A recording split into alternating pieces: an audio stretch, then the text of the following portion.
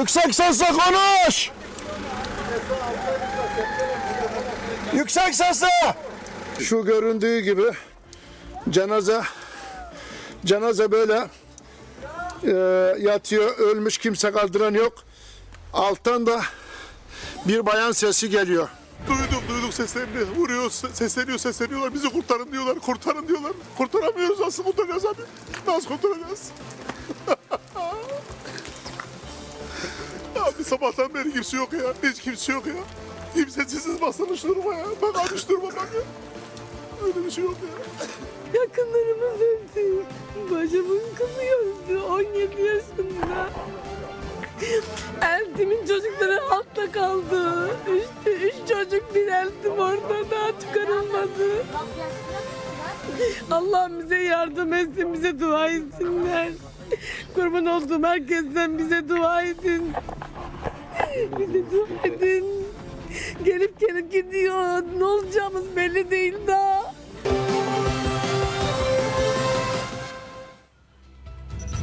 From the nation's capital, all sides, all the time. I'm Sean Yao. And I'm Gretchen Ho. The big story tonight. The death toll from the catastrophic earthquakes in Turkey and Syria climbs to over 5,000. Around 300 Filipinos are reported to be affected in both nations, but no casualties have been reported so far. Here's what we know. The 7.8 magnitude earthquake struck at 7:14 a.m. Monday in Turkey's Gaziantep province near the Syrian border. It toppled thousands of buildings, including many apartment blocks. It was followed in the early afternoon by another large quake, a 7.5 magnitude, big enough to bring down more buildings. The death toll from the catastrophic earthquakes have reached 3,400 in Turkey and 1,500 in Syria as of this afternoon. Casualties mark the highest death toll from an earthquake in Turkey since 1999, when a tremor of similar magnitude devastated the heavily populated eastern Marmara Sea region, killing more than 17,000. As of yesterday, at least 248 Filipinos in Turkey have been reported to be affected by the quakes, while 60 were affected in Syria. This brings the total affected Filipinos to over 300. No Filipino casualties have been reported as of this afternoon. The freezing weather is currently hampering efforts to find survivors and is also adding to the plight of thousands left injured or homeless. Poor internet connection and damaged roads also hindered efforts to assess the impact and plan help. Rescuers from different countries, including the U.S., China, and Germany, have arrived in Turkey to help with search and recovery efforts. Countries like Iraq and South Korea have also sent aid to the victims. For its part, the Philippine government says it will deploy an 85-man team to help in rescue operations. President Marcos says the team is composed of health workers and engineers. The Philippines will also be bringing essential goods for victims, including blankets and winter clothing. The response team is set to leave for Turkey on Wednesday. Already have the assurance also of the Turkish Airways that they will be the ones to bring our people and our equipment and our goods. There's also a danger kasi marami pang aftershock, and they have to inspect also the buildings. To give us a situation on ground, we have on the show a Filipina from Turkey whose family was among those affected by the catastrophic quakes. Meral Demirezen is joining us via Zoom. Welcome to The Big Story, Meral. Hello. Hi, Meral. First of Good all, evening. it's good to see that you're doing fine, but where are you now? Is your family safe from danger? Tell us about the current situation there. I am living in the Antalya now.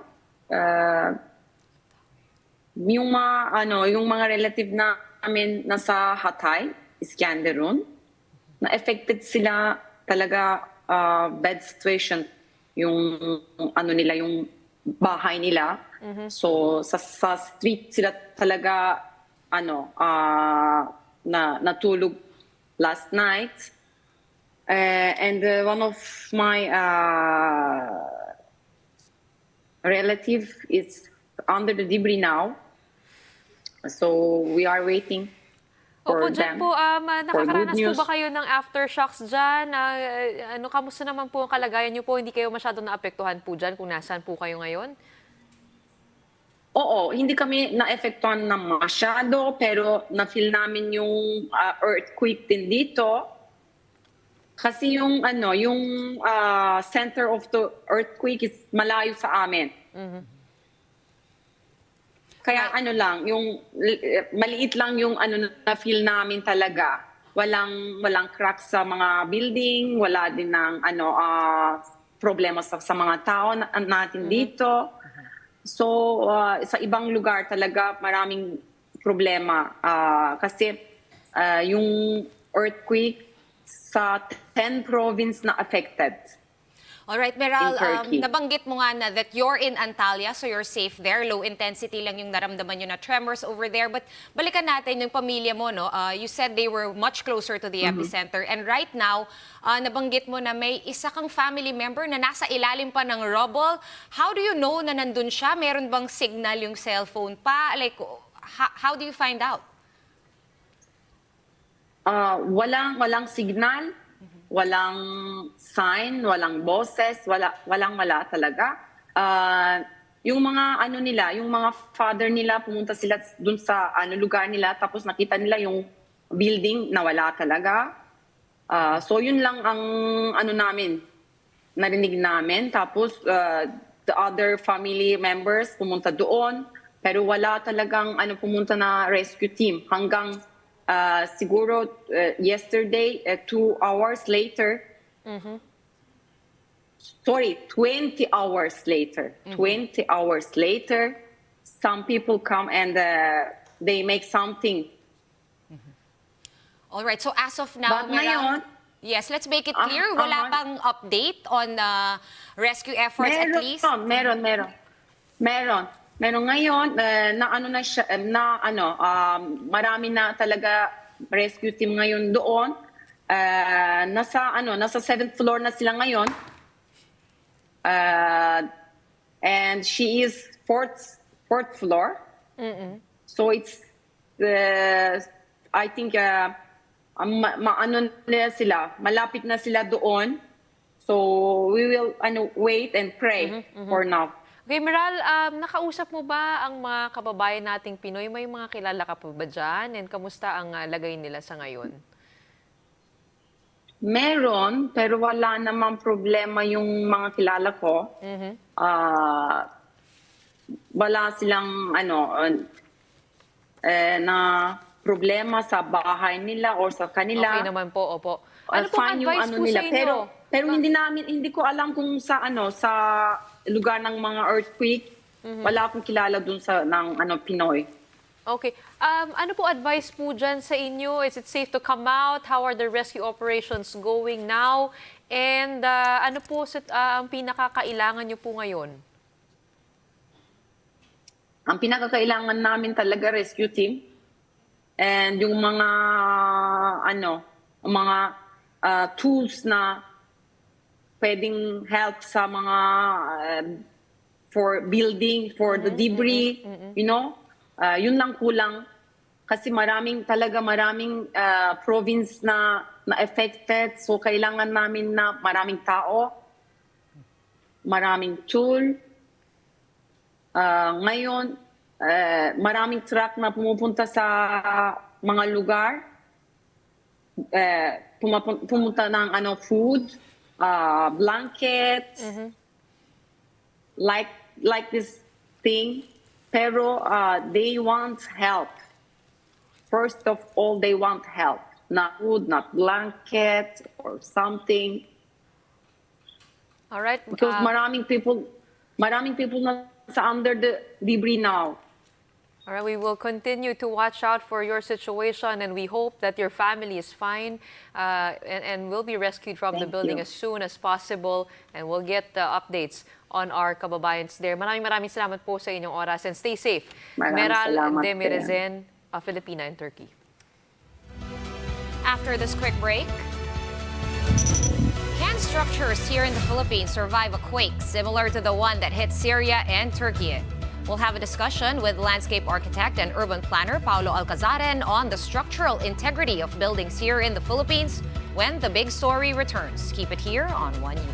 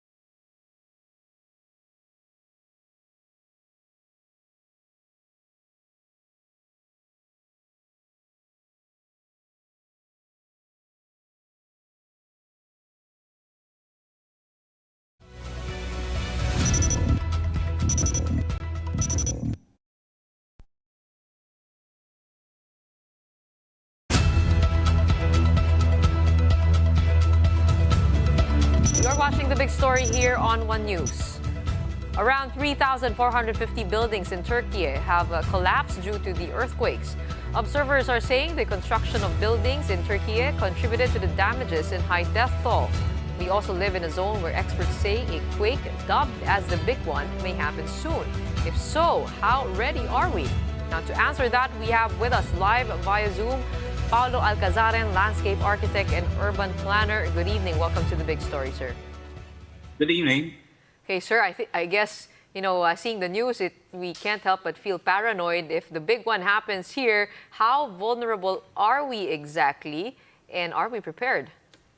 Well, I've been paranoid since 2004 when the Myers study, the Metro Manila Earthquake Impact Reduction Study came out, and that pointed to the damage to 40% of all of the buildings in Metro Manila and deaths of upwards of 30,000+ initially, and then an additional 18,000 from fire with over 100,000 injured. So since then, we have tried to fix our frameworks for governance and urban planning, but we've failed miserably in addressing all of the concerns raised by the original study. At which parts have we failed miserably at, Paulo? We know that newer buildings, they always, when they try to sell you a unit in one of the buildings, they always show you, the earthquake, technology that they've applied, the slipping and sliding and swaying and all of that. Would this hold up to just a certain magnitude of earthquake? Yes, the newer buildings are more resistant. The taller ones, the more upscale ones are resistant. The study identified that the most damage will be in the lower buildings. I believe, if I'm not mistaken, between 5 and 15 stories because of the nature of the structural system, while the taller ones will just sway will just weigh in with the earthquake. But it also depends on where the buildings are being built. A lot of the buildings currently going up are buildings that are in zones that have been identified as high liquefaction areas. Exactly the zones that the original Myers study 20 years ago almost identified that we should not build on. All right, you mentioned high liquefaction area. I'm not so adept at all where these areas are, but I know for a fact that the reclamation area, like the Bay Area near Mall of Asia and Manila Bay, that area, there's a ton of buildings over there. They're not so high, but I'm assuming the engineers took into consideration that they are on reclaimed land. Would these buildings be extra high risk? They're high risk still because reclamation areas as well as easements of rivers and creeks are high liquefaction. It's all been identified in the hazard maps that have already been made and distributed. So in modern development, real estate development, of course, the more expensive buildings or the higher end buildings are more robust. But the National Building Code is followed. It's been improved, but still needs an update. So currently, there's pending bills on the updating of the National Building Code, which is still stuck, if I'm not mistaken, in Congress or the Senate. So we need to relook our National Building Code, one, and then, of course, we need to impose to follow the National Building Code, which is not being followed. If you just going around the city, you know that it's not being followed, and that would lead to all of these disasters. Right, Paolo, just a quick follow-up to that. What exactly are these amendments or additional things to the National Building Code that you would want to see on there? Well, higher resistance to damage from earthquakes. That means you push the bar past the earthquake 8. And that means that you have to relook the structural design, and this is the job of the engineers. It can be done. It will add cost to the building, so we have to absorb that, and the real estate developers should push that, of course, to the buyers. But it's well worth the cost of additional security. That said, everything is not even all over the Metro Manila, and the following of the National Building Code is depending on the building official of each of the 17 LGUs in Metro Manila, all of whom are not equal in terms of following this code. Okay, taking a look at Metro Manila, there are old cities, there are newer cities. If you happen to live in an old building, is there any way that you can restructure your building to be compliant with the National Building Code? Or, or if you're living there, are you kind of doomed already? No. Engineers will tell you that you can retrofit building. My office is in a building in Ortigas, and it was retrofitted about 10 years ago. And there are ways to strengthen the columns, usually at the bottom, as well as some of the beams. So there are ways to retrofit. The cost is, of course, passed down to the owners of the units and the property. So it can be done. You can retrofit your buildings. The smart ones are doing that now. You can approach any certified civil engineer and structural engineer and ask them to do an assessment of your house or structure, and they can give you very professional advice on how to do it. And just before we let you leave, your advice for those looking to buy new units, houses, buildings. I mean, how do we become smart about this? Yes, try not to buy along riversides or in reclaimed areas, and get your properties from good developers. Of course, you can, if you have a relative who's a structural engineer, it's always best to consult. But you can also access all of these documents. The studies for the Myers study is available online. You can just open it up. You'll know there are maps to show you where the best places to buy property are in terms of hazard-free designs. All right, bookmarking those geohazard maps right now. Thank you so much for your time, Paolo Alcazar, landscape architect and urban planner. You're welcome. Thank you very much.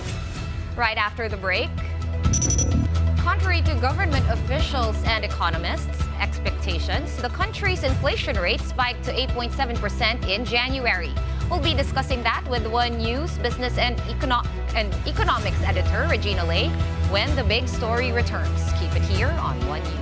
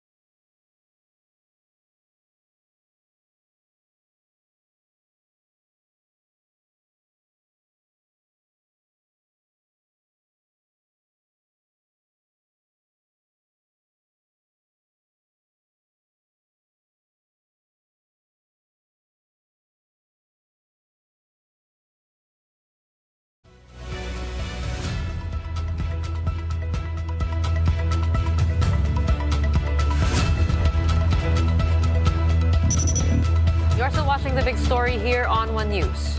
Inflation zoomed to a fresh 14-year high in January, exceeding most estimates. Here's what we know.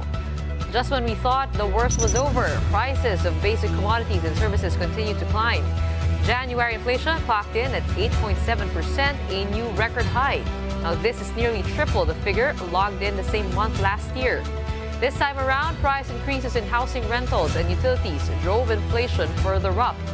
Food inflation also remained elevated, with price upticks in vegetable, fish, flour, and milk. Now, in terms of localities, inflation at the National Capital Region remains high at 8.6%. But the highest recorded was in Western Visayas at a whopping 10.3%. Meanwhile, Eastern Visayas posted the lowest inflation print at just 6.9%. The question now is, will inflation peak anytime soon? The country's top bankers initially forecasted inflation to peak in December of last year at 8.1%. Now that we've missed that projection, it seems consumers will have to tighten their belts for a bit longer. Here to help us dig through the numbers, we have One News business and economy editor Regina Lay. Thanks for joining us tonight, Reg. As usual, another inflation print. And where is the lie? Because apparently it did not peak in December, 8.1%. Now 8.7% in just 1 month. What happened there? Hey, Sean. Hey, Gretch. You're right. This figure came as a big shock to most analysts and not in a good way. Long story short, the main factor in January's red-hot inflation number was, no surprises here, food inflation still. We saw that across the board, there was an annual increase of about 11.2%. in food prices, and we're seeing that across the board, right? We're talking vegetables, meat, egg, sugar, halos lahat, diba? And yet the restaurants and bars are full. Traffic is back to pre-pandemic levels and the malls are packed, which tells us that people are continuing to spend like it's the holidays. When you think about it, it's pretty normal behavior. There are still many reunions and get-togethers at this point in time. We can't call it a holiday hangover, but basically food inflation is still the main driver at this point. By the way, though, I will also add that other things that contributed to high inflation in January are housing, water, electricity, and of course, fuel. So basically, long story short, we have no escape. Walang takas. Sean. Right. Just to add to that really quickly, Reg, you mentioned a bunch of supply side pressures, of course, food, fuel, utilities, but non-supply side, we have rental increases, which you mentioned. Personal services also got expensive. Are we now seeing second round effects that we have been talking about for most of the fourth quarter of last year? And will inflation remain sticky for 2023? That seems to be, well, it depends who you ask. If you were to ask the Bangko Sentral, of course, they're hoping it's not going to be sticky, right? They're hoping prices will start to calm down within the first quarter. And in fact, that's what not governor, but now he's the finance secretary, Ben Jokno, was saying that he thinks, okay, after this peak, after this big holiday bump, we should, things should start to calm down, especially since global oil prices have actually decreased as well, right? But the other thing is, you talked about second round effects. And, one thing that a lot of people still don't realize is that, or maybe they forgot, is that because of the series of central bank interest rate hikes last year, things are looking very, very expensive this year. By things, I mean credit card loans, credit card interest rates, auto loans, housing loans, right? This month, credit card interest rates are going up from 2% to 3%. That's 36% annually, right? That's a huge jump. Some banks like BDO and BPR are giving customers a reprieve and raising rates only next month, but basically they will have to jack up the rates at some point. So all of that should then should then start to come together, right, and start to curb consumption, start to cool down the spending that we're seeing. Because again, the one of the reasons that prices have been so sticky is, according to what some analysts are saying, is that people have this pent up urge to spend after a long 2 years of lockdown, after a long pandemic. People feel like, okay, well, it's finally time to, I deserve this. People want to spend on themselves and their loved ones. So we'll see how long that takes us, how far that takes us. But again, because interest rates are coming in so high this year, we should start to see things taper off. Now, speaking of second round effects, I was thinking that maybe because people revenge spent during the holiday season, sinisingil na tayo ngayon, January, February, March. That's why rental rates are up. Is there, any truth to that? Yeah, because I mean, if I were a landlord and I'm having to pay more for food, what's the next logical thing, right? I need to increase my income base. So one easy way to do that would be to raise incomes, right? And then I pay more in taxes as well. So it's all dikit, right? It's all connected to each other. And that's also why we're seeing, even though fuel, which was the main source of high food inflation in last year, even though it's calmed down, the second round effects are starting to kick in as well. Are we going to see any supply side effects? Because the government has been importing, this just January. Are we going to see any effect on that side? That is the hope, Gretch, because the long-term solution to food inflation, to high food inflation, is, of course, to increase the food supply. But we're a long way away from that. That means better productivity in agriculture. That means programs, better yield, et cetera, et cetera. So we're a long way away from that. In the meantime, the only thing they can do is to cut tariff rates, or in the case of President Marcos, he had to extend the tariff cuts on things like pork and corn and coal, so that people, when you import these materials, it'll stay at, more or less the same price that where it was at in the previous year. So that's the best that they can do at this point, whilst we're waiting for, productivity in agriculture to increase further. And of course, the interest rate hikes by the Bangko Sentral.